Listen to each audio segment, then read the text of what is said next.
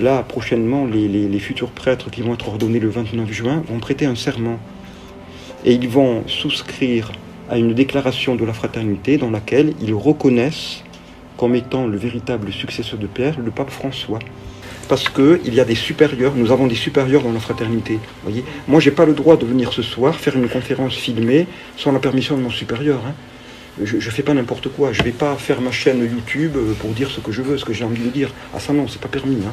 Parce qu'on est contrôlé, mais sainement contrôlé. Il y a une autorité et on agit dans l'ordre, de manière concertée.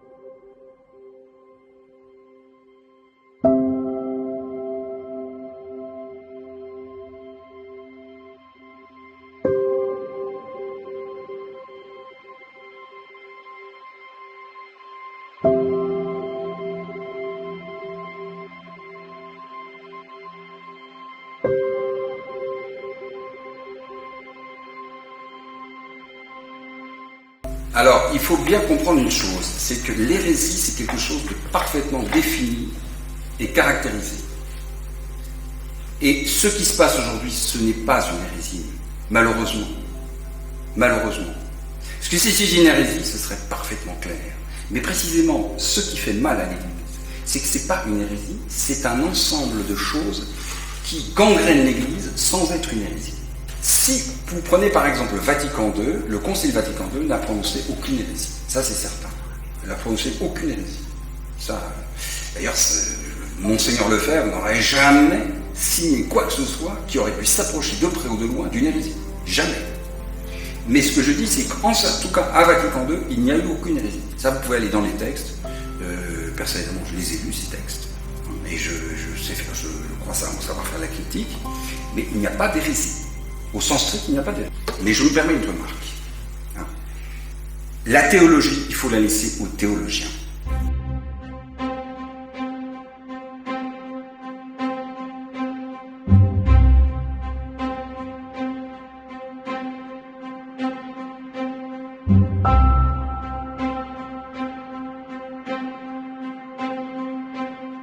Qu'en est-il alors de ceux et de celui qui, à Rome aujourd'hui, gouverne ou est censé gouverner l'Église? Que faut-il préférer? Que faut-il croire? Que faut-il penser? Ce sont des questions que beaucoup d'entre nous se posent, et se posent légitimement, mes bien chers frères. Et la question va plus loin, puisque certains se disent, et à juste titre, ce pape qui ne prêche plus la foi, qui ne défend plus la foi, et qui est même capable de dire des hérésies, comme par exemple lors de la déclaration d'Abu Dhabi, de dire que Dieu veut toutes les religions. Alors certains se posent la question de savoir si ce pape est vraiment pape, si ce pape a la foi.